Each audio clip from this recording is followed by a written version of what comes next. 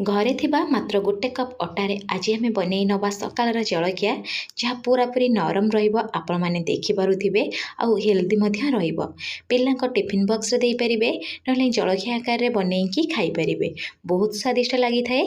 नमस्कार, प्रतिदिन रोषेई को आपण मानकु अनेक अनेक स्वागत। आपण मानकु अनुरोध रहिला जदि चैनल रे नुवा अछंती प्लीज चैनल को गोटे सब्सक्राइब करनेबे, ता सहित वीडियो को प्लीज गोटे लाइक करिवे। प्रथमे मुझे गोटे मिक्सिंग बाउल नहीं से गोटे कप गहम अटा दूची। आपड़ जदि चाहिए गहम अटा जगार अधा अटा अधा मैदा नहीं पारे। हेल्दी उपाय बनाऊे केवल अटा दे पारे। 2 चामच सुजी देदबा, ता सहित 2 चामच मुझे दे दूची बेसन। बेसन देवे एक तो पिठार कलर बहुत भल आसी थाए, ता सहित बेसन देले नरम सहित स्वाद भल लगी थाए। एबे प्रथमे सबु जिनस को मिसई नवा। मिसई सारा पर पानी यूज करबा। प्रथमे मु गोटे कप पानी नहीं अल्प अल्प पानी दबा। पानी देकी आकु भलसे फेंटी नबा। एकाथरे पानी देवेनी, अल्प अल्प देवे। जेहेतु ये आम गोटे कप अटा व्यवहार करें से आमको 2 कप पाखापाखि पानी लगिज। आपण हिसाब से पानी परिमाण टिके कम बा बेसी हो पारे। एबे कौन करबा, अल्प अल्प पानी देकी आकु भलसे फेंटी नबा। देखि पारुथिबे मुझे भलसे अटा को फेंटी नहीं। कंसिस्टेंसी पूरा एहीपरि रहिबो। बेसी मोटा रखिबेनी ना बेसी पतला रखिबेनी। मु देखै दउची आपनको देखि पारुथिबे। एबे कौन करबा, टिके जस्ट फुलिया पई कवर कर नबा। कवर करिकी पाखापाखि 10 मिनिट छाड़ी दबा। जेहेतु आम बिना सोडा बिना इनोरे बनाऊे, चलतु गोटे तड़का बनइबा। से कौन करना गोटे तड़का पैन बसई 1 ରୁ 1.5 चामच तेल देवे। ता सहित अल्प टिके एठी आम सोरिष देदबा आ आधा चामच जीरा देदबा।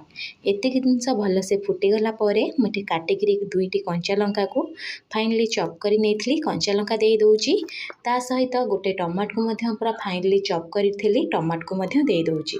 आ गोटे पियाज को मध्य पूरा फाइनली चॉप करी पियाज को देदबा। दे सारा पर आपको आम कौन करबा, जस्ट टिके सालो फ्राई करना। ब्राउन कलर करी भाजबेनी, जस्ट टिके सालो फ्राई करेंगे। ये तड़का को ना आप नहीं कौन करबा, जो अटा को गोलेकी रखिथिले से अटारे टिके देदबा। दे सारा पर आपको आम मिसई नबा। ये तड़का देवे अटारे, देखिए टेस्ट पूरा 2 गुणा बढ़ी आ पिला माने तो खुशी रे खाइबे। केवल मुझे पियाज और टमाटो व्यवहार करी। यदि छोट पिला माने परिया खाइबे पसंद करना, आपण एठी परिबा को छोट छोट पीस रे मध्य काटिकी दे पारिबे। एबे स्वाद हिसाब रे लुण दबा।